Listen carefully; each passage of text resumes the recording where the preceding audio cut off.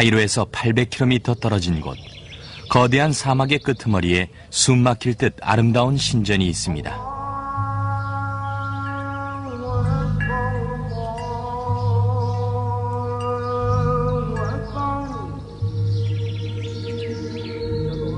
신전 안쪽엔 무게가 1000톤이나 되는 이집트의 가장 위대한 파라오의 조각상이 쓰러져 있습니다. 그는 이집트 역사상 최고의 미스터리를 남겼죠. 그 많은 아이들의 운명은 전설적인 왕들의 계곡에서 끝났다고 전해집니다.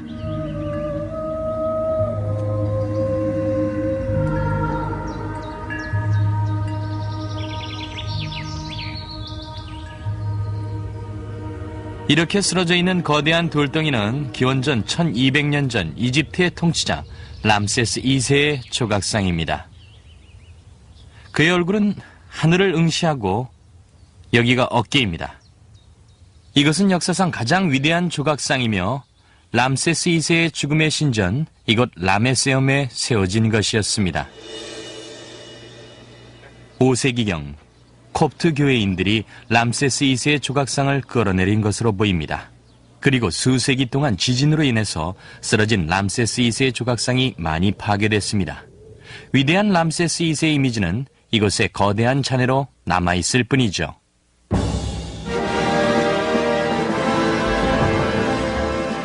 이 조각상은 이집트 역사에서 람세스 2세가 차지하는 비중을 상징적으로 보여줍니다.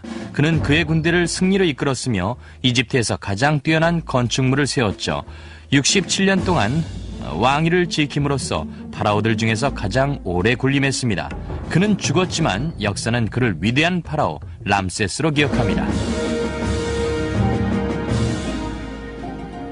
기원전 1280년 람세스 2세는 20대 초반에 아버지 세티 1세로부터 왕위를 물려받았습니다. 위엄있고 당당했으며 용맹스러운 전사였던 세티 1세는 아들이 자신의 뒤를 이을 준비가 돼 있다고 믿었죠. 어려서부터 아버지를 따라 전쟁터에 나아갔던 람세스 2세는 10살에 이미 군대를 지휘할 만큼 강인했고 어려서 건축학을 배웠으며 채석장에서 이집트 신전을 장식하기 위해 잘리는 거대한 오벨리스크를 바라보곤 했죠. 람세스 2세의 재위기간 동안 이집트 사회는 그 어느 때보다도 안정을 누렸습니다. 10대에 아버지를 따라 전쟁터에 나아갔던 람세스 2세는 위대한 전사가 됐고 외부의 위협으로부터 이집트를 지켜냈죠. 람세스 2세는 건축에도 관심이 많았고 이집트에서 가장 뛰어나고 아름다운 건축물들을 역사에 남겼습니다. 건축왕 람세스 2세는 위대한 파라오임에 틀림없었죠.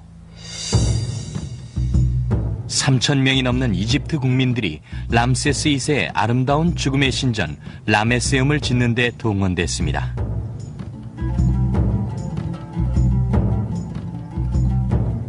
또한 람세스 2세는 누비아의 나일강이 바라다 보이는 절벽에 역사상 가장 위대한 작품인 아부 심벨 신전을 건축했습니다. 4개의 거대한 파라오의 상은 높이가 18m에 달합니다. 람세스 2세는 고대 이집트 역사상 가장 위대한 인물에 속합니다. 그는 재능이 있는 군인이었고 또 외부의 침입으로부터 이집트를 지켜냈으며 이집트 사회의 안정을 가져다준 인물이었죠. 나일 삼각주에서부터 누비아에 이르기까지 이집트는 람세스 2세의 시대를 말해주는 건축물로 뒤덮여 있습니다. 람세스 2세는 위대한 전사였으며 그가 세운 건축물은 그리스 로마 시대 여행객들이 배를 타고 이집트를 여행했던 때부터 사람들을 매혹시켰습니다. 람세스 2세 시대, 이집트는 날로 번창했고 그의 신하들은 윤택한 생활을 누렸죠. 이렇게 되자 람세스 2세는 무례하게도 자신을 살아있는 신으로 추앙하면서 자신의 지위를 신으로 격상시키는데 주저하지 않았습니다. 그러나 그의 성스러운 조각상들도 이집트를 찾은 한 무리한테는 깊은 감명을 주지 못했습니다. 람세스 2세가 통치하던 시기에 모세는 이집트에서 이스라엘인들을 탈출시켰죠.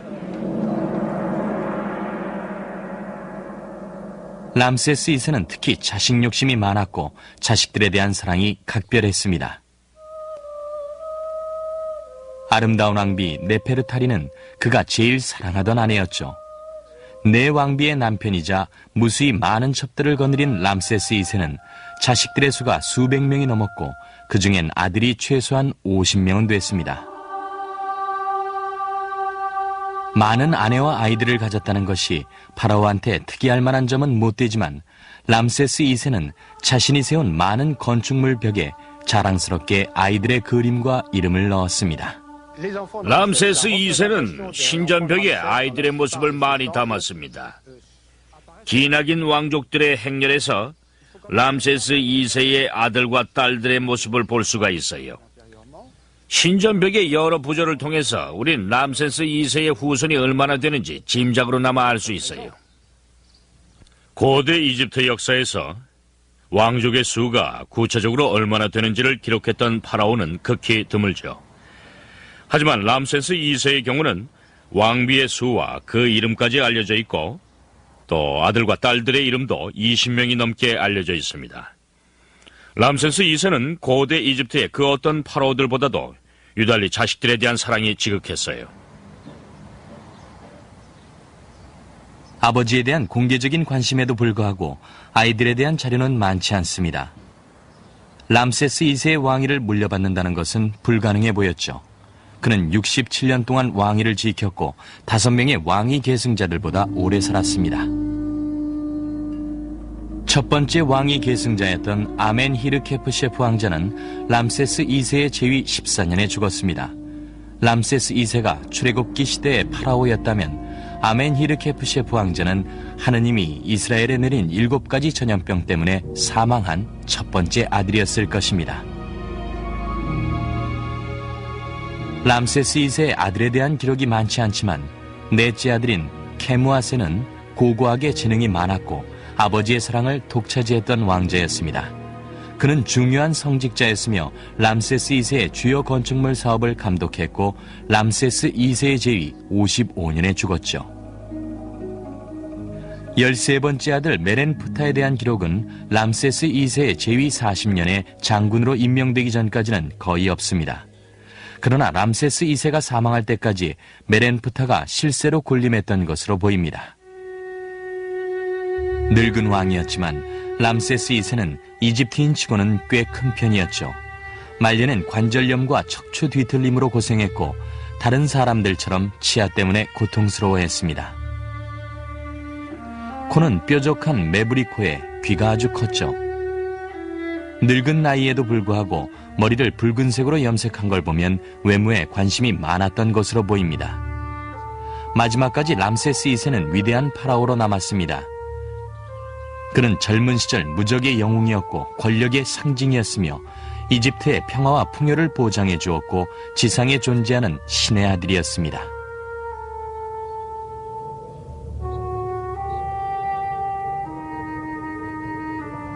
기원전 1213년 람세스 2세가 죽었을 때 그는 거의 90살이었습니다. 이집트의 평균 수명이 30살을 조금 넘는 것을 생각할 때 과연 람세스 2세는 신의 아들이라고 할 만했죠. 13번째 아들인 메렌프타 왕자가 왕위를 이어받아 9년 동안 이집트를 통치했습니다. 그러나 람세스 2세의 많은 아들들 중에서 겨우 2왕자의 무덤만이 남아있으며 나머지는 이집트 역사에서 사라져버렸습니다.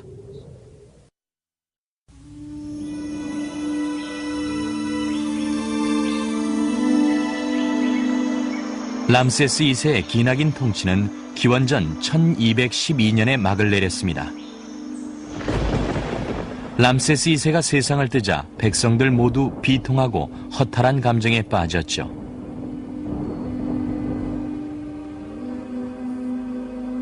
성직자들은 40일 동안 람세스 2세의 시신을 미라로 만드는 의식을 거행했죠. 위와 내장, 간, 허파는 카노프스 단지라고 불리는 특별한 용기에 넣어졌고 시신은 보석으로 만든 부적과 장신구를 쓰고 린넨으로 된 작은 붕대를 감았습니다. 마침내 미라는 정성 들여 만들어진 관에 넣어진 후 이집트 남부에 있는 왕들의 계곡으로 옮겨졌습니다. 이곳은 람세스 2세의 무덤입니다. 이 거대한 방은 최근에 발굴된 것으로 지금까지 촬영된 적이 없었습니다. 이곳은 왕들의 계곡에서 가장 큰 방입니다. 미라로 만들어진 람세스 2세의 시신은 이 방으로 옮겨져 여기 대리석 석관에 넣어졌습니다. 카노프스 단지에 담긴 내장은 설화석고로 만든 상자에 담겨져 이 아래에 보관됐습니다. 그 위에는 금으로 도금된 아름다운 성소가 있었습니다. 마지막 의식을 모두 마친 성직자들은 발자국을 지우며 뒷걸음질로 무덤을 빠져나갔고 위대한 파라오 람세스 2세는 산속 깊은 곳에 혼자 남아 사후세계로 떠나는 여행을 시작했습니다.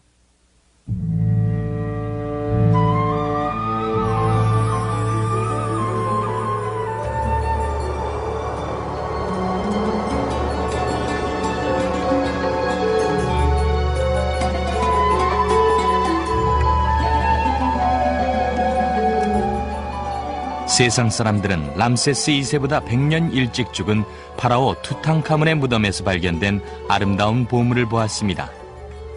이집트 역사에 많은 영향을 끼치지 않았던 투탕카문의 보물이 이 정도라면 위대한 파라오 람세스 2세의 무덤엔 이것보다 훨씬 더 아름답고 황홀한 보석들로 가득할 것은 분명합니다. 그러나 람세스 2세는 마지막 쉴 곳을 잘못 찾은 듯합니다. 람세스 2세가 무덤에 묻힌 뒤 150년도 안 돼서 도굴꾼들이 우리의 상상을 초월하는 보물들을 모두 훔쳐갔습니다. 지금 남아있는 것은 최근 프랑스의 이집트 학자인 크리스티앙 르블랑이 발굴한 몇 가지 중요한 파편들 뿐이죠. 람세스 2세의 무덤엔 장례 장식에 쓰였던 많은 물건들이 발견됐습니다. 그 중에서도 특히 람세스 2세의 내장이 담겨 있었던 카노프스 단지가 특히 눈에 띄는 것이었습니다. 또 시신이 놓여있던 침상도 발견됐어요. 앞에 표범의 머리 2개가 있는데 색깔이 너무 아름다워서 금처럼 빛났죠. 그리고 매우 특이하게도 람세스 2세의 미라 근처에 젊은 시절의 모습을 담은 작은 조각상도 있었습니다. 이것만으로도 람세스 2세의 무덤은 아주 호화롭고 아름다운 왕가의 무덤이었음이 분명해요. 도굴꾼들은 람세스 2세가 묻힌 지 얼마 되지 않을 때부터 무덤을 팠습니다. 보통 여러 명이 도굴 작업을 같이 했고 때때로 경비병한테 뇌물을 쓰기도 했습니다. 도굴꾼들은 국가의 안정이 위협받을 때 무덤에 대한 감시가 소홀해진 틈을 타서 무덤으로 몰래 들어갔죠. 얼마 되지 않은 유물을 제외하고 람세스 2세의 위대한 보물들은 모두 사라졌습니다. 그러나 기적적으로 람세스 2세의 미라는 그대로였죠. 파라오의 미라를 신이라고 여겼던 성직자들이 람세스 2세의 미라를 보호하기 위해서 조치를 취했습니다. 아버지 세티 1세와 다른 파라오들의 시신과 함께 람세스 2세의 미라는 비밀리에 왕들의 계곡에서 2km 정도 떨어진 왕들의 은신처로 옮겨졌죠. 음침한 지하 묘지에서 이집트의 위대한 파라오 람세스 2세의 시신은 다른 왕들의 시신과 함께 쌓여 있었습니다. 그의 비밀 은신처는 시신을 수장하기 위해 화려하게 만들어졌던 원래의 무덤에서 얼마 떨어지지 않은 곳에 있었으며 그의 거대한 묘지는 현재 그대로 방치되어 있습니다. 람세스 2세의 미라는 이곳으로 옮겨진 지 1세기가 지난 후 또 한 번 모욕적인 대우를 받았습니다. 사막에선 매우 드문 폭풍이 몰아치는 바람에 무덤이 물에 잠겼고 이곳을 가득 메웠던 아름다운 그림들과 조각품들이 파괴됐습니다. 벽에선 회반죽이 떨어졌고 바위에 새겨진 조각들도 무너졌으며 홍수의 잔해들이 무덤 바닥에서부터 천장까지 쌓였습니다. 이곳을 처음 발견했던 사람들은 들어갈 틈조차 찾을 수도 없었답니다.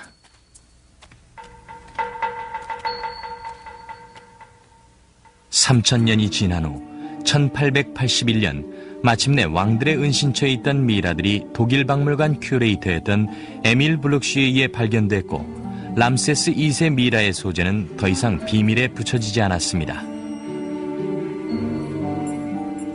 그러나 미이라들이 감춰져 있던 왕들의 은신처나 람세스 2세의 원래 무덤에서도 위대한 파라오의 행방불명된 왕자들에 대한 단서는 하나도 없었습니다.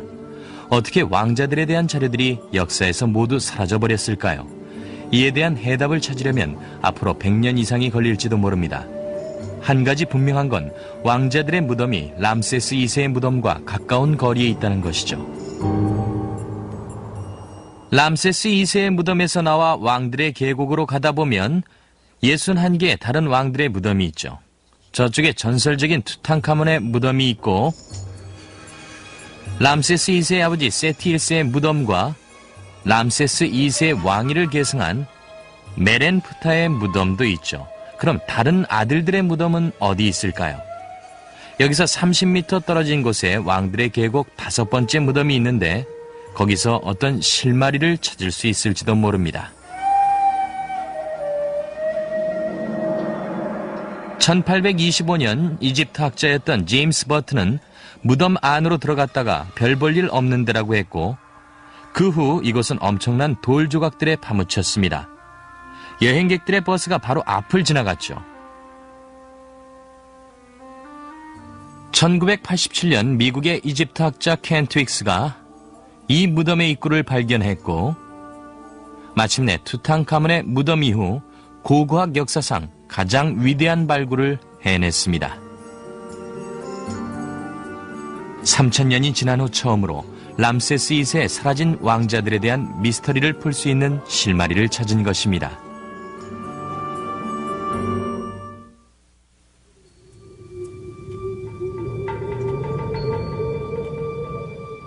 (450년) 동안 이집트의 파라오들은 도굴꾼들의 눈을 피해서 황폐한 사막의 깊은 협곡 안에 묻혀 있었습니다.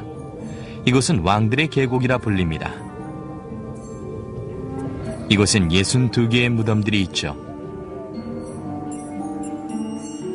왕들의 계곡 지하 왕궁들은 화롭고 아름다운 조각과 그림으로 장식돼 있었습니다.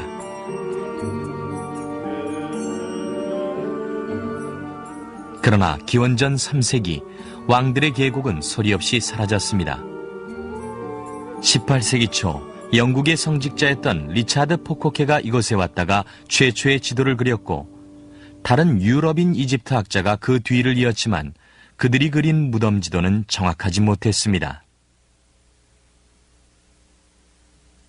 1970년대 워싱턴주 출신의 미국의 저명한 이집트 학자 켄 트윅스 박사가 아주 정확한 측정을 바탕으로 하는 측량 기술을 이용해서 최초로 왕들의 계곡에 대한 지도를 그리기로 결심했습니다. 왕들의 계곡에 대한 자료를 모으는 데만 10년이 넘게 걸렸습니다. 그러나 불행하게도 1980년대 말 켄 트윅스가 그토록 소원했던 지도를 프린트할 만한 돈이 없었죠. 그래서 그는 그동안 모아둔 자료를 이용해서 거창한 계획을 세웠습니다. 하는 수 없이 적지만 그때 남은 돈으로 몇 년 전부터 생각해 두었던 일을 시작하기로 했습니다. 다시 역사 기록들을 찾아서 19세기에 발견됐는데 이런저런 이유로 해서 사라진 무덤들을 찾아보려고 했죠. 무덤들을 다시 찾아서 왕들의 계곡 지도에 넣으려고 말이죠. 광범위한 역사 기록들을 샅샅이 뒤진 결과 결국 무덤 하나를 찾아냈습니다.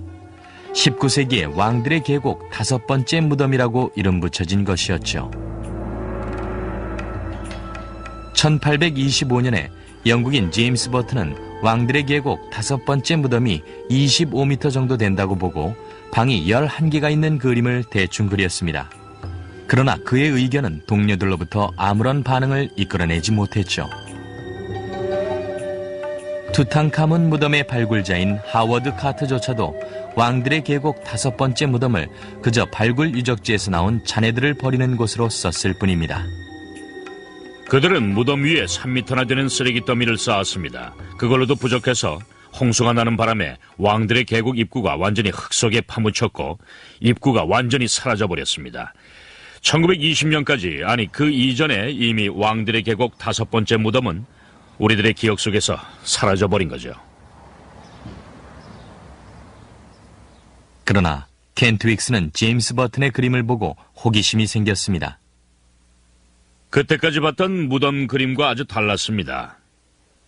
왕들의 계곡에 있는 대부분의 무덤엔 밑바닥 아주 깊은 곳까지 내려가는 긴 복도가 있었는데, 제임스 버튼이 그렸던 무덤엔 입구에서부터 6개의 방이 문어발처럼 사방으로 뻗어 있었습니다. 참 이상하게 생긴 무덤인데 왜 이걸 발견하지 못했을까 궁금했죠. 다르다는 점이 윅스의 관심을 끌었습니다. 1989년 몇몇 학자들은 왕들의 계곡 5번째 무덤이 람세스 2세 왕자들의 무덤일지도 모른다는 의견을 넌지시 비쳤죠. 제임스 버튼의 기록을 보고 어디부터 찾아야 할지 힌트를 얻은 켄트 윅스는 오랫동안 잊혀졌던 무덤을 찾아내기로 결심했습니다. 처음에 한 1m 되는 아주 좁은 도랑을 파내려갔습니다. 맨 처음 우리가 찾은 건 누군가 일부러 만들어 놓은 것 같은 바닥이었는데 무슨 구멍 같기도 했어요. 그리고 계단으로 이어지는 흔적이 발견됐습니다. 몇 달 동안의 고생 끝에 켄트 윅스의 발굴팀은 왕들의 계곡 5번째 무덤의 입구를 발견했죠.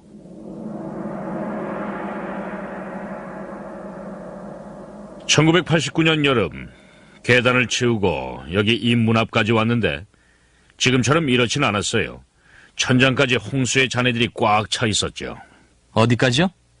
바로 여기까지요.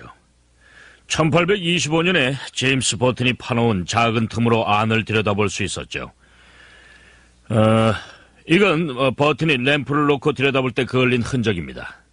버튼이 만들어 놓은 구멍으로 기어 들어갔어요? 그럼요.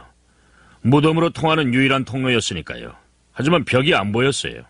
구멍 크기가 얼마나 됐습니까? 한 이 정도요? 몸이 꽉 끼어서 겨우 들어갈 정도였죠. 예. 겨우 안으로 들어와서 이 방에 있는 잔해를 다 드러내는데 얼마나 걸렸죠?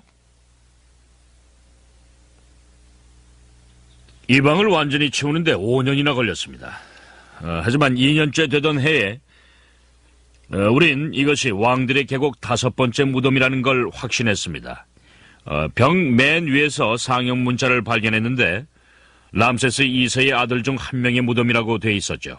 람세스 2세의 장남 아멘히르케프 셰프의 무덤이었습니다. 이걸 보고 람세스 2세의 아들 중 하나가 여기 묻혔다고 확신했나요? 예, 그래요. 그것도 장남이었죠. 하지만 그건 시작에 불과했어요. 벽 위에서 또 다른 그림을 발견했는데 람세스 2세가 신과 아멘히르케프 셰프가 아닌 다른 아들과 같이 있는 그림이었습니다. 왕자의 이름은 람세스 주니어였습니다. 그렇게 해서 우린 이곳이 여러 사람의 무덤이라는 걸 알게 됐죠. 최소한 왕자 2사람의 무덤이었다는 것인데 그때까지 발견된 고고학적 사실과 매우 다른 점이었죠.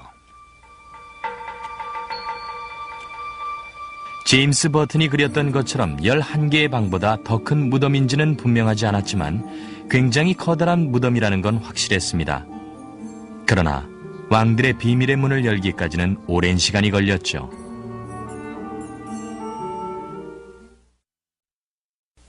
이 지역은 매년 평균 2에서 3mm의 비가 내립니다.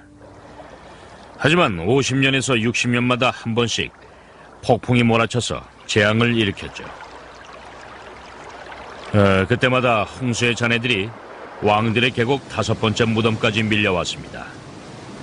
냉장고만한 바위덩이들이 시속 60km의 속력으로 밀어닥쳤어요. 11번의 홍수가 왕들의 계곡 5번째 무덤을 덮쳤고 모래, 진흙, 석회암 잔해들이 수세기 동안 엉겨붙어서 시멘트처럼 굳어 있었습니다. 무덤을 가득 메운 홍수의 잔해를 치우는 데에만 엄청난 시간과 노력이 들었습니다. 이집트의 무덤이나 여러 유적지에서 흙을 파내는 기술은 지난 100년 동안 거의 변한 게 없습니다. 아직도 오래된 타이어로 만든 바구니에다 모정삽이나 곡괭이 같은 것으로 흙을 퍼내서 일일이 손으로 나릅니다.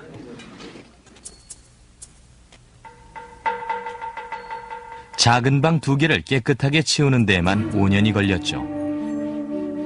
켄트 윅스는 람세스 2세의 두 아들의 이름을 밝히지 못한 상태에서 또 다른 것을 발견했습니다. 훨씬 더 큰 세 번째 방이 기다리고 있었던 거죠. 이곳에서 켄트 윅스가 발굴한 것들은 지금까지 공들인 시간과 노력을 보상하고도 남았습니다. 켄트 윅스는 이 작은 틈 사이로 세 번째 방으로 기어들어갔습니다.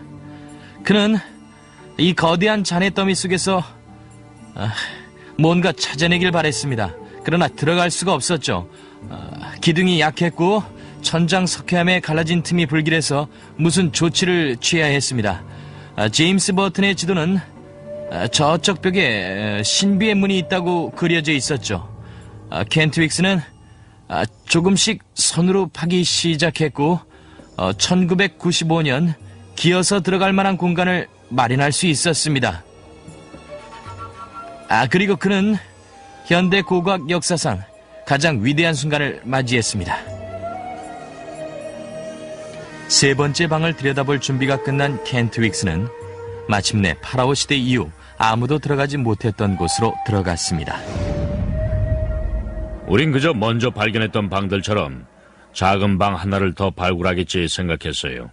근데 전등을 비춰보니 깜깜했어요. 마지막 벽이 보이지 않았고 방이 계속해서 연결되어 있다는 거였죠. 나중에 무덤까지 전기를 끌고 와서 생전 처음 보는 놀라운 광경을 본 겁니다. 30m 높이 되는 복도 끝벽에 실물 크기로 조각된 오시리스 신의 상을 본 거예요. 여기를 따라 들어오면서 엄청난 발견을 했다고 확신했겠어요. 꿈인지 생신지 몰랐죠. 왕들의 계곡에 이만한 건 없었습니다. 방이 쭉 이어져 있어요. 3m 간격으로 작은 방으로 들어가는 문이 있고 큰 방도 있었습니다.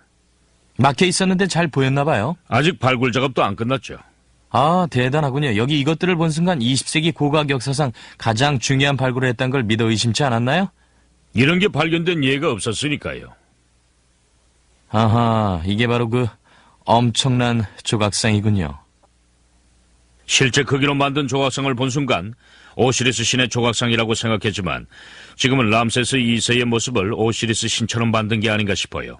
신격화된 왕이 아들들을 내세로 인도한 거죠. 람세스 2세의 아름다운 조각상은 이곳이 왕자들의 무덤이었다는 걸 단적으로 증명해 주었죠. 7번째 복도의 놀라운 발견과 함께 켄트 윅스가 발굴해낸 위대한 유적지가 세상에 알려지기 시작했습니다.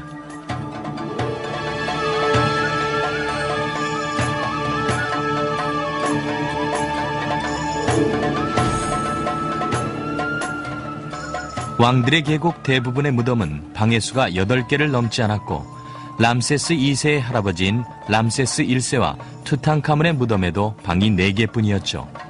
켄트 윅스가 발굴해낸 방의 수만 해도 벌써 65개에 달했으며 지금도 계속 발굴 중에 있습니다. 왕들의 계곡 5번째 무덤은 방이 모든 방향으로 뻗어 있습니다.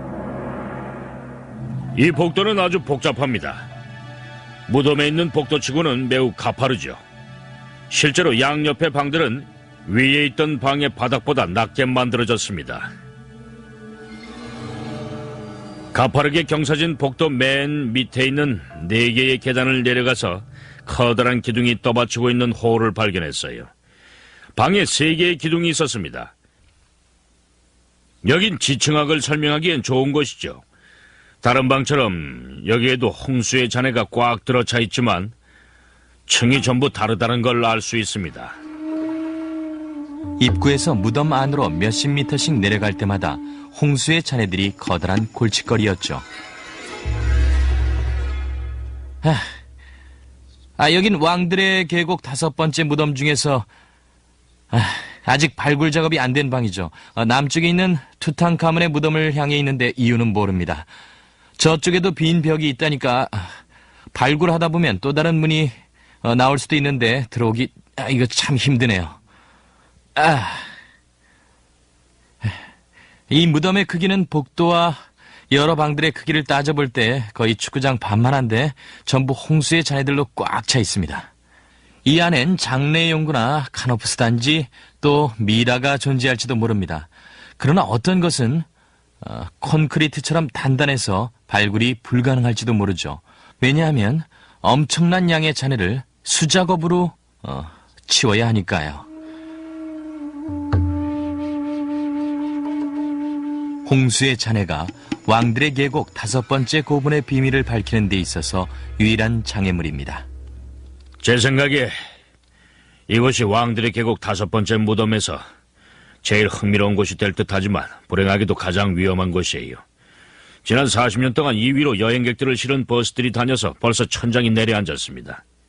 돈이 많이 들겠지만 장담하건대 우리가 발굴할 수만 있다면 이곳에서 석관이나 다른 장내 용구들을 발견할 수 있을 것이고 람세스 2세의 아들 중 하나의 무덤이라는 걸 명확하게 증명해 줄 수 있을 겁니다. 홍수 때문에 왕들의 계곡 5번째 무덤벽의 부조들이 심하게 손상된 상태였지만 방이 깨끗이 치워졌을 때 나머지 유물만으로도 이곳이 한때 굉장히 아름답게 장식된 곳이었다는 걸 확신할 수 있었죠. 7번째 복도 북쪽 벽의 조각은 정말 눈부십니다. 이 무덤에서 제일 아름다운 부조일 겁니다. 물론 원래 이 부조는 색깔도 입혀진 것이었지만 지금은 우아한 형태만 남아있어요. 이름은 모르겠지만 아들 중에 하나가 신한테 바치는 재물을 사이에 두고 람세스 2세 옆에 있습니다. 사랑의 여신 하트호르의 아름다운 얼굴이 조각되어 있습니다. 하지만 복도에 여기서부터 이상한 일이 일어났어요. 여기까지 아름다운 부조가 이어지다가 여기서부터는 갑자기 벽이 이렇게 울퉁불퉁해졌어요. 이유는 모르겠지만 한 가지 가설을 만들어 보면 원래 복도가 바로 이 지점에서 끝난 것이었는데 여기서부터 복도를 확장시킨 것이라고 추측해 볼 수 있습니다. 람세스 2세보다 먼저 죽은 아들의 수가 늘어나서 무덤을 확장하려고 했던 것 같아요. 비록 많이 손상된 것이긴 하지만 무덤에서 발견되는 조각품들을 복원하는 일은 켄트 윅스의 아내인 수잔이 맡았습니다. 수잔은 정성을 들여서 세세한 곳까지 알아낸 뒤 없어진 조각들이나 색깔들을 복원시켰죠. 수잔은 먼저 빠진 부분의 선을 다시 그려넣은 후 무덤벽에 남아있는 색깔 파편들을 토대로 원래의 색을 입힙니다. 이것은 람세스 2세의 아들인데 아주 밝은 하늘색 목걸이를 했고 성직자 티가 나는 옷을 입었어요. 노란색에 빨간색 줄무늬가 나 있었죠. 매일매일 즐겁고 신이 나요. 뭐가 뭔지 모르는 벽을 바라보며 실마리를 찾는 거죠. 한 번은 대충 스케치만 해놓고 열흘 동안 벽만 쳐다본 적도 있어요. 햇빛에 따라 색깔이 변하니까요.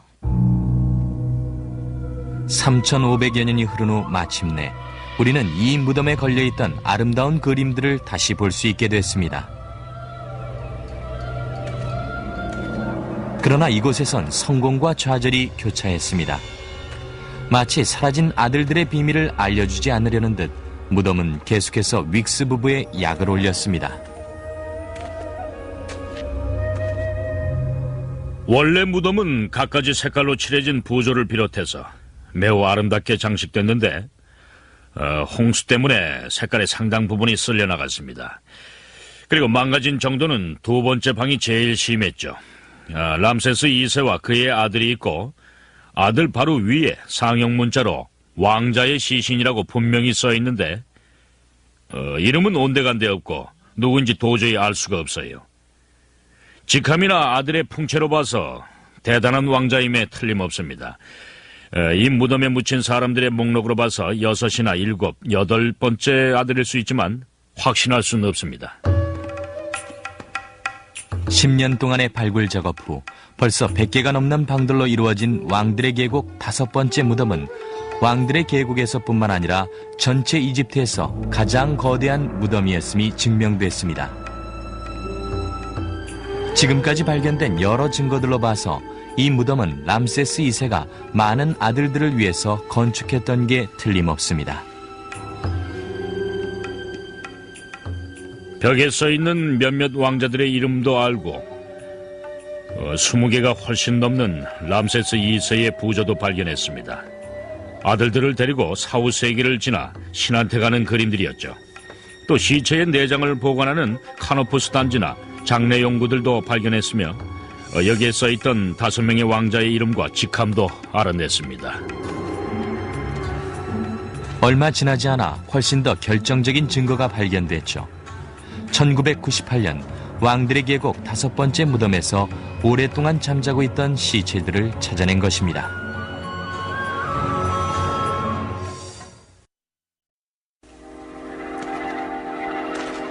왕들의 계곡 5번째 무덤의 미스터리를 푸는 열쇠는 바로 시신이었습니다. 9년 동안의 발굴 작업 끝에 켄트 윅스는 시체 한 구를 발굴했습니다. 발굴 작업 초기 한꺼번에 너무 많은 곳에 손을 대서 정말 정신이 없었어요. 2번째 방의 북쪽 끝에서 발굴 작업을 하던 중에 놀랍게도 바닥에 내려왔다가 직사각형 모양의 구덩이를 발견했습니다. 제 생각으로는 람세스 시대 이전 이집트 18왕조 시대에 아직 무덤에 방이 2개뿐이었을 때 시신을 넣어둔 장소 같습니다. 바닥에 뼈들이 층층이 쌓여있는 걸 발견했고 그 밑에 3개의 어른 해골이 있었는데 척추가 아직 붙어있었고 미라로 만들면서 시신을 감을 때 쓰인 천의 흔적이 남아있었어요. 그 아래에서 우린 미라로 된 완전한 남자 시신을 발견했습니다. 한 50세 정도 돼 보였는데 팔을 이렇게 하고 바닥에 누워있었어요. 나머지 3개의 해골들도 팔의 위치와 시체의 위치로 봐서 람세스 2세의 아들들의 시신인 것으로 보였습니다. 아무렇게나 널브러져 있던 미라가 왜 이렇게 중요한 것일까요? 켄트 윅스의 대답은 간단합니다. 도굴꾼들이 왕들의 계곡 5번째 무덤에 들어와서 깊은 곳까지 내려왔죠. 왕자들이 시신이 있던 방에서 미라를 들고 여기까지 왔다가 밝은 곳에 와서 자기들이 뭘 들고 왔는지 아마 봤을 겁니다. 그들은 미라 속에 있는 검은 보석을 빼내려고 시신을 분해해놓고 샅샅이 쥐진 다음에 시신을 바닥에 던져버린 거죠. 이건 2번째 방에서 나온 3개의 두개골 중 하나입니다. 이건 우리가 연구하지 않고 이렇게 깨끗이 닦은 후에 해부학자와 유전학자들한테 보낼 겁니다. 치아가 전부 많이 달아있어요. 앞니와 송곳니가 특히 더 그렇죠. 언뜻 보기에는 두개골의 생김새나 이음매로 봐서 어른 남자의 것으로 보입니다. 물론 그 다음에 우리가 할 일은 이 두개골이 무덤에 있는 다른 시신들과 관련이 있는지 알아보고 판단하는 것이죠. 우리 모두 두개골이 람세스 2세와 관련된 것이길 바라고 있습니다. 람세스 2세의 미라를 찍은 사진을 보거나 이집트 예술작품에 등장하는 그의 모습을 보면 람세스 2세의 코가 매우 특이하게 생겼는데 그래서 시신의 연관성을 살펴볼 때 특히 코의 해부학적 특징을 참고해야 할 것입니다. 두개골을 과학적으로 분석하는 것 또한 먼지 날리고 무더운 왕들의 계곡 유적지에서는 할 수 없는 일입니다. 왕들의 계곡 5번째 고분의 비밀을 풀기 위해 가장 중요한 몇몇 작업들은 무덤이 아닌 카이로의 사무실에서 진행됩니다.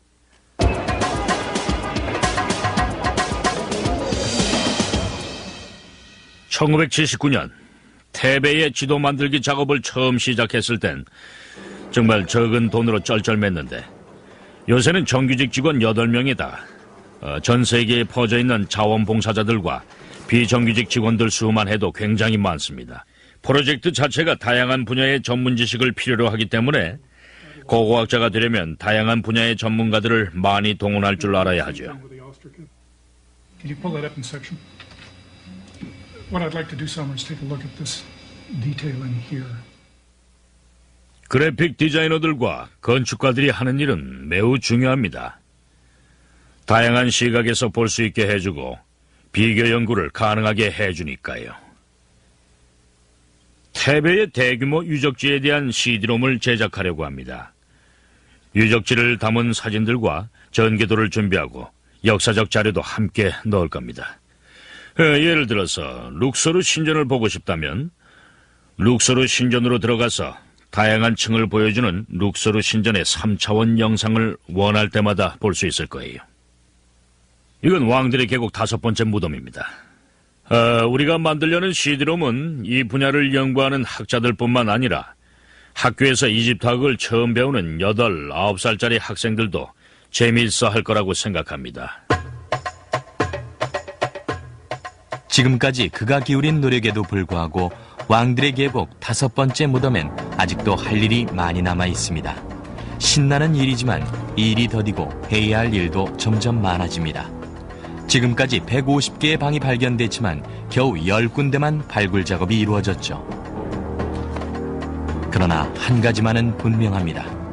고대 이집트의 3000년 무덤 건축 사상, 크기나 설계 면에서 왕들의 계곡 5번째 무덤을 능가하는 것은 없다는 거죠. 람세스 2세는 왜 그 많은 아들들을 위해서 이 거대한 무덤을 건축했을까요? 켄트윅스의 말을 들어보겠습니다. 통치 기간 동안 람세스 2세는 자신을 지상의 신이라고 선포했고 왕위 계승자한테 자신이 해오던 세속의 모든 일을 넘겨줬습니다.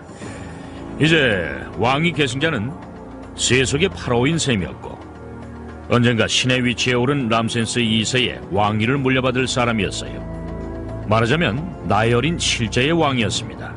따라서 왕위 계승자들, 즉 왕이 죽었을 때 좀 특별한 무덤을 만들어야 했죠. 번갈아 왕위 계승자의 지위에 올랐던 그의 많은 아들들은 람세스 2세보다 먼저 사후세계로 떠났고 모두 이곳에 묻힌 겁니다. 아직도 왕들의 계곡 5번째 고분에 대해 풀어야 할 문제들이 많이 남아 있으며 고대 이집트에 대한 우리의 지식은 미천하기 짝이 없습니다. 윅스 부부는 앞으로도 이에 대한 연구를 계속할 것입니다. 그는 아주 어렸을 때부터 이집트 학자가 되길 바랬으며 이제 그가 그토록 좋아하는 분야에 뭔가 기여할 수 있길 바랍니다. 앞으로 우리가 여기서 해야 할 일 중 제일 하고 싶은 일은 왕들의 계곡과 태베 유적지 전체를 보호하기 위한 종합계획을 세우는 일입니다. 지하수면의 상승, 오염, 인근 마을의 인구 증가, 또 늘어나는 여행객들 때문에 무덤이나 신전들을 비롯한 모든 유적지들이 위험에 처해 있습니다. 유감스럽지만 다음 세대들은 왕들의 계곡과 같은 신비한 유적지를 볼 기회가 없을 수도 있습니다. 100년 후에 워싱턴주의 작은 도시 에버렛에서 제가 어렸을 때 그랬던 것처럼 우리 아이들이 이곳에 대해 더 이상 꿈을 꿀 수 없다면 그것만큼 부끄러운 일도 없죠. 켄트윅스는 왕들의 계곡 5번째 고분에서 10년 넘게 발굴 작업을 했습니다. 때때로 지금까지 그가 발굴한 것만큼 많은 것들이 발굴되리란 확신도 없었고 지원 자금을 찾는 일도 쉽지 않았죠. 그러나 그의 인내와 노력은 마침내 이집트학 역사상 가장 중요한 발견이라고 믿어 의심치 않는 위대한 업적으로 이어졌습니다. 앞으로 이곳에서 더 많은 비밀들이 밝혀질 것입니다. 왜 이런 거대한 무덤이 지어졌을까요? 또 누구의 무덤이었을까요? 아마도 켄트윅스는 이 벽들 너머에 잠들어 있을 람세스 2세 아들들을 발견할 수 있을 것입니다.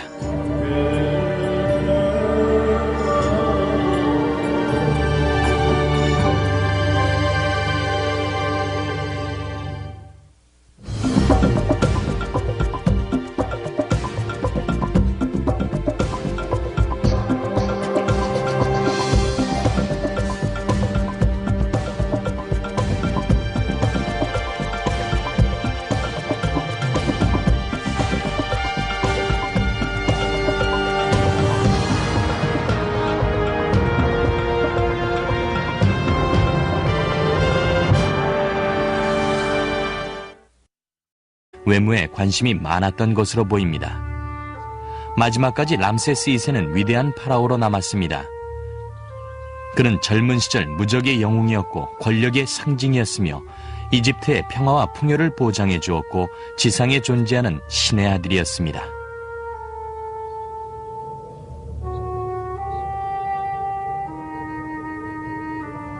기원전 1213년 람세스 2세가 죽었을 때 그는 거의 90살이었습니다. 이집트의 평균 수명이 30살을 조금 넘는 것을 생각할 때 과연 람세스 2세는 신의 아들이라고 할 만했죠. 13번째 아들인 메렘프타 왕자가 왕위를 이어받아 9년 동안 이집트를 통치했습니다. 그러나 람세스 2세의 많은 아들들 중에서 겨우 2 왕자의 무덤만이 남아있으며 나머지는 이집트 역사에서 사라져버렸습니다.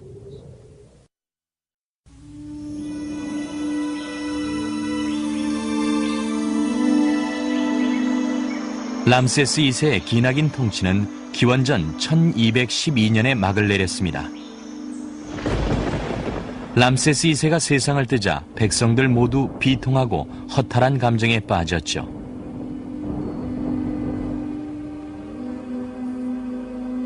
성직자들은 40일 동안 람세스 2세의 시신을 미라로 만드는 의식을 거행했죠. 위와 내장, 간, 허파는 카노프스 단지라고 불리는 특별한 용기에 넣어졌고 시신은 보석으로 만든 부적과 장신구를 쓰고 린넨으로 된 작은 붕대를 감았습니다.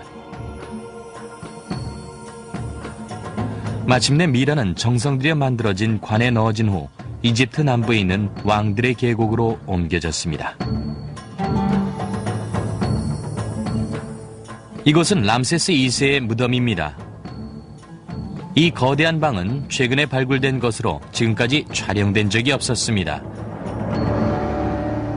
이곳은 왕들의 계곡에서 가장 큰 방입니다.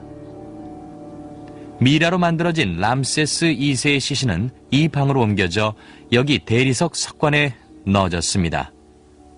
카노프스 단지에 담긴 내장은 설화석고로 만든 상자에 담겨져 이 아래에 보관됐습니다. 그 위에는 금으로 도금된 아름다운 성소가 있었습니다. 마지막 의식을 모두 마친 성직자들은 발자국을 지우며 뒷걸음질로 무덤을 빠져나갔고 위대한 파라오 람세스 2세는 산속 깊은 곳에 혼자 남아 사후세계로 떠나는 여행을 시작했습니다.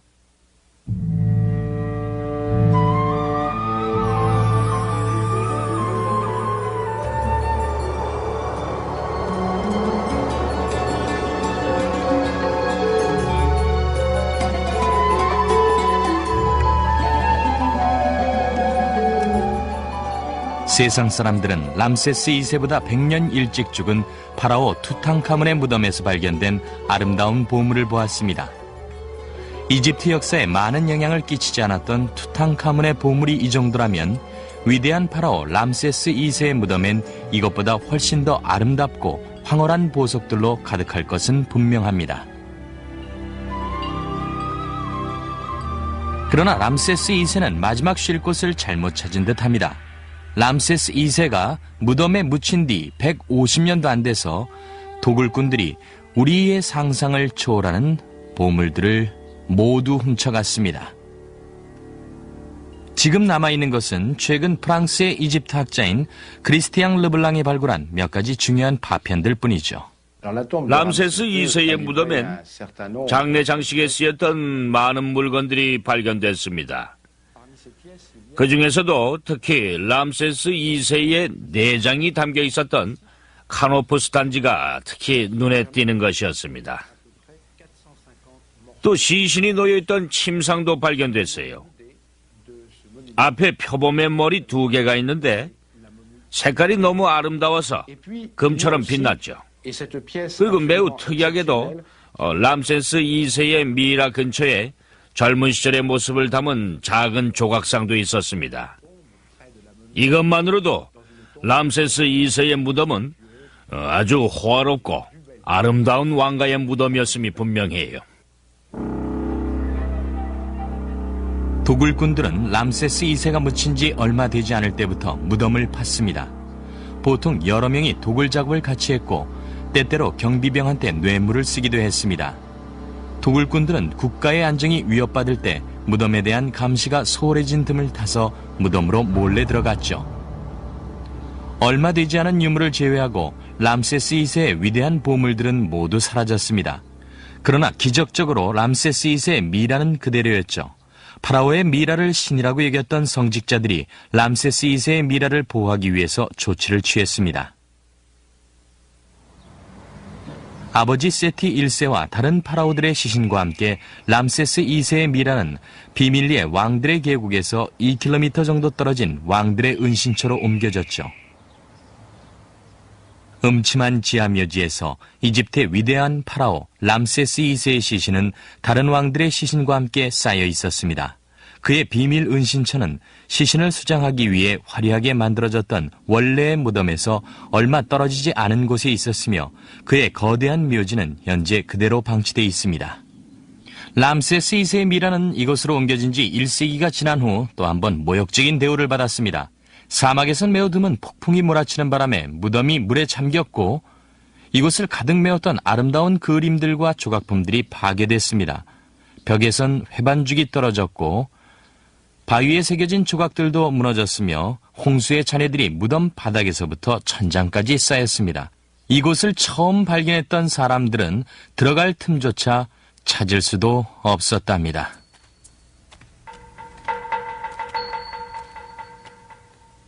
(3000년이) 지난 후 1881년 마침내 왕들의 은신처에 있던 미라들이 독일 박물관 큐레이터였던 에밀 블룩쉬에 의해 발견됐고 람세스 2세 미라의 소재는 더 이상 비밀에 붙여지지 않았습니다. 그러나 미라들이 감춰져 있던 왕들의 은신처나 람세스 2세의 원래 무덤에서도 위대한 파라오의 행방불명된 왕자들에 대한 단서는 하나도 없었습니다. 어떻게 왕자들에 대한 자료들이 역사에서 모두 사라져버렸을까요? 이에 대한 해답을 찾으려면 앞으로 100년 이상이 걸릴지도 모릅니다. 한 가지 분명한 건 왕자들의 무덤이 람세스 2세의 무덤과 가까운 거리에 있다는 것이죠. 람세스 2세의 무덤에서 나와 왕들의 계곡으로 가다 보면 61개의 다른 왕들의 무덤이 있죠. 저쪽에 전설적인 투탕카몬의 무덤이 있고 람세스 2세의 아버지 세티 1세의 무덤과 람세스 2세의 왕위를 계승한 메렌프타의 무덤도 있죠. 그럼 다른 아들들의 무덤은 어디 있을까요? 여기서 30m 떨어진 곳에 왕들의 계곡 5번째 무덤이 있는데 거기서 어떤 실마리를 찾을 수 있을지도 모릅니다. 1825년 이집트 학자였던 제임스 버튼은 무덤 안으로 들어갔다가 별 볼 일 없는 데라고 했고 그 후 이곳은 엄청난 돌 조각들에 파묻혔습니다. 여행객들의 버스가 바로 앞을 지나갔죠. 1987년 미국의 이집트 학자 켄 트윅스가 이 무덤의 입구를 발견했고 마침내 투탕카몬의 무덤 이후 고고학 역사상 가장 위대한 발굴을 해냈습니다. 3000년이 지난 후 처음으로 람세스 2세의 사라진 왕자들에 대한 미스터리를 풀 수 있는 실마리를 찾은 것입니다.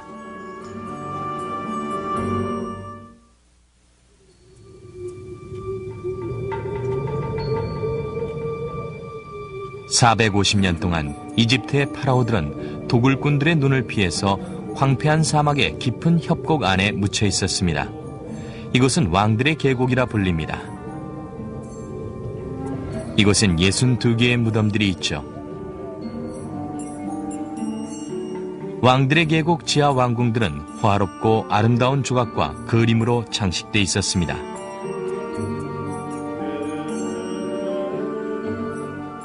그러나 기원전 3세기 왕들의 계곡은 소리 없이 사라졌습니다. 18세기 초 영국의 성직자였던 리차드 포코케가 이곳에 왔다가 최초의 지도를 그렸고 다른 유럽인 이집트 학자가 그 뒤를 이었지만 그들이 그린 무덤 지도는 정확하지 못했습니다.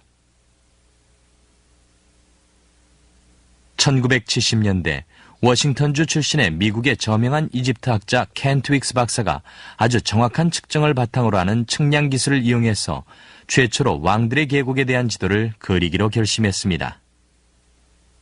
왕들의 계곡에 대한 자료를 모으는 데만 10년이 넘게 걸렸습니다. 그러나 불행하게도 1980년대 말 켄 트윅스가 그토록 소원했던 지도를 프린트할 만한 돈이 없었죠. 그래서 그는 그동안 모아둔 자료를 이용해서 거창한 계획을 세웠습니다.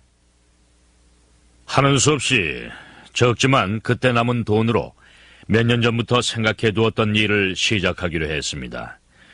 다시 역사 기록들을 찾아서 19세기에 발견됐는데 이런저런 이유로 해서 사라진 무덤들을 찾아보려고 했죠. 무덤들을 다시 찾아서 왕들의 계곡지도에 넣으려고 말이죠. 광범위한 역사 기록들을 샅샅이 뒤진 결과 결국 무덤 하나를 찾아냈습니다. 19세기의 왕들의 계곡 5번째 무덤이라고 이름 붙여진 것이었죠. 1825년에 영국인 제임스 버튼은 왕들의 계곡 5번째 무덤이 25m 정도 된다고 보고 방이 11개가 있는 그림을 대충 그렸습니다. 그러나 그의 의견은 동료들로부터 아무런 반응을 이끌어내지 못했죠. 투탕카문 무덤의 발굴자인 하워드 카트조차도 왕들의 계곡 5번째 무덤을 그저 발굴 유적지에서 나온 잔해들을 버리는 곳으로 썼을 뿐입니다. 그들은 무덤 위에 3m나 되는 쓰레기 더미를 쌓았습니다. 그걸로도 부족해서 홍수가 나는 바람에 왕들의 계곡 입구가 완전히 흙 속에 파묻혔고 입구가 완전히 사라져버렸습니다.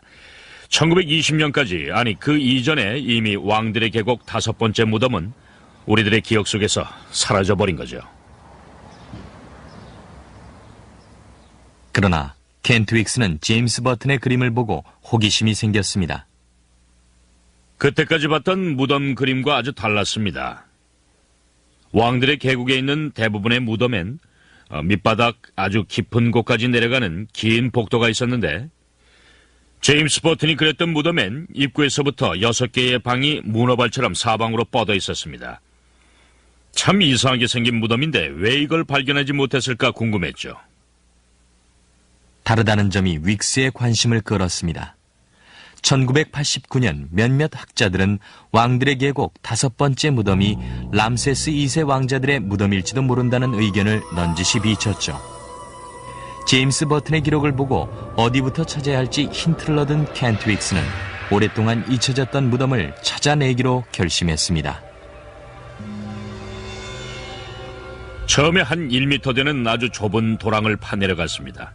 맨 처음 우리가 찾은 건 누군가 일부러 만들어 놓은 것 같은 바닥이었는데 무슨 구멍 같기도 했어요. 그리고 계단으로 이어지는 흔적이 발견됐습니다.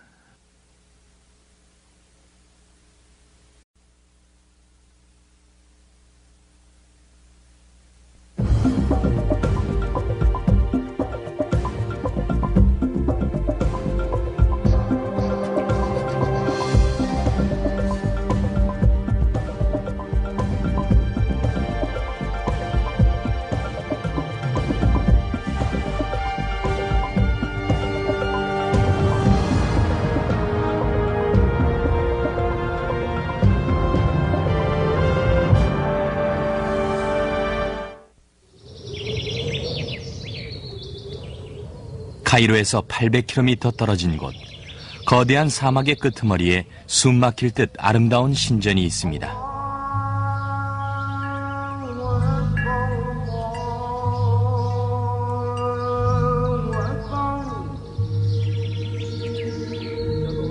신전 안쪽엔 무게가 1000톤이나 되는 이집트의 가장 위대한 파라오의 조각상이 쓰러져 있습니다. 그는 이집트 역사상 최고의 미스터리를 남겼죠. 그 많은 아이들의 운명은 전설적인 왕들의 계곡에서 끝났다고 전해집니다.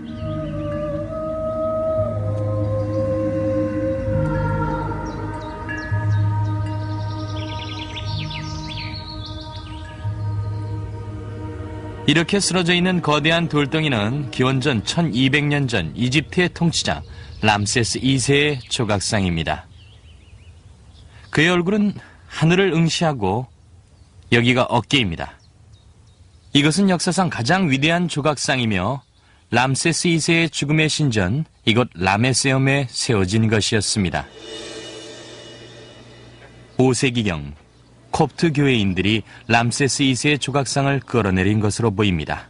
그리고 수세기 동안 지진으로 인해서 쓰러진 람세스 2세의 조각상이 많이 파괴됐습니다. 위대한 람세스 2세의 이미지는 이곳의 거대한 잔해로 남아있을 뿐이죠.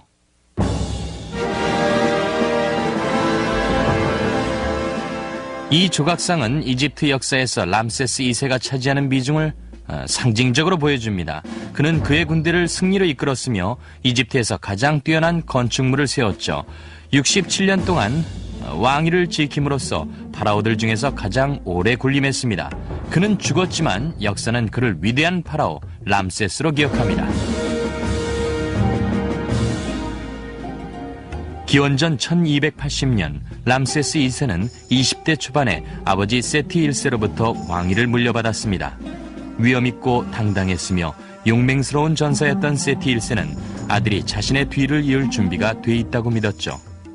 어려서부터 아버지를 따라 전쟁터에 나아갔던 람세스 2세는 10살에 이미 군대를 지휘할 만큼 강인했고 어려서 건축학을 배웠으며 채석장에서 이집트 신전을 장식하기 위해 잘리는 거대한 오벨리스크를 바라보곤 했죠.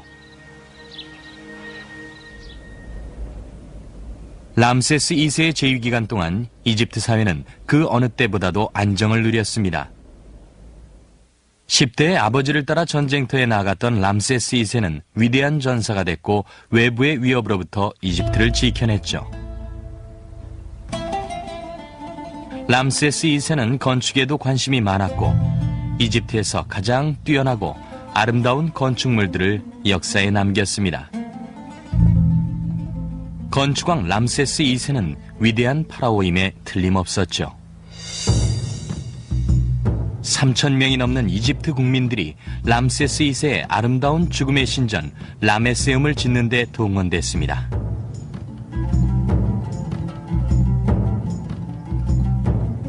또한 람세스 2세는 누비아의 나일강이 바라다 보이는 절벽에 역사상 가장 위대한 작품인 아부 심벨 신전을 건축했습니다. 4개의 거대한 파라오의 상은 높이가 18m에 달합니다. 람세스 2세는 고대 이집트 역사상 가장 위대한 인물에 속합니다. 그는 재능이 있는 군인이었고 또 외부의 침입으로부터 이집트를 지켜냈으며 이집트 사회의 안정을 가져다준 인물이었죠. 나일 삼각주에서부터 누비아에 이르기까지 이집트는 람세스 2세의 시대를 말해주는 건축물로 뒤덮여 있습니다. 람세스 2세는 위대한 전사였으며 그가 세운 건축물은 그리스 로마 시대 여행객들이 배를 타고 이집트를 여행했던 때부터 사람들을 매혹시켰습니다. 람세스 2세 시대, 이집트는 날로 번창했고 그의 신하들은 윤택한 생활을 누렸죠. 이렇게 되자 람세스 2세는 무례하게도 자신을 살아있는 신으로 추앙하면서 자신의 지위를 신으로 격상시키는 데 주저하지 않았습니다. 그러나 그의 성스러운 조각상들도 이집트를 찾은 한 무리한테는 깊은 감명을 주지 못했습니다. 람세스 2세가 통치하던 시기에 모세는 이집트에서 이스라엘인들을 탈출시켰죠. 람세스 2세는 특히 자식 욕심이 많았고 자식들에 대한 사랑이 각별했습니다.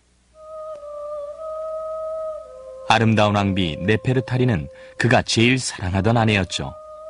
네 왕비의 남편이자 무수히 많은 첩들을 거느린 람세스 2세는 자식들의 수가 수백 명이 넘었고 그 중엔 아들이 최소한 50명은 됐습니다. 많은 아내와 아이들을 가졌다는 것이 파라오한테 특이할 만한 점은 못 되지만 람세스 2세는 자신이 세운 많은 건축물 벽에 자랑스럽게 아이들의 그림과 이름을 넣었습니다. 람세스 2세는 신전벽에 아이들의 모습을 많이 담았습니다. 기나긴 왕족들의 행렬에서 람세스 2세의 아들과 딸들의 모습을 볼 수가 있어요. 신전벽의 여러 부조를 통해서 우린 람세스 2세의 후손이 얼마나 되는지 짐작으로나마 알 수 있어요. 고대 이집트 역사에서 왕족의 수가 구체적으로 얼마나 되는지를 기록했던 파라오는 극히 드물죠. 하지만 람세스 2세의 경우는 왕비의 수와 그 이름까지 알려져 있고 또 아들과 딸들의 이름도 20명이 넘게 알려져 있습니다.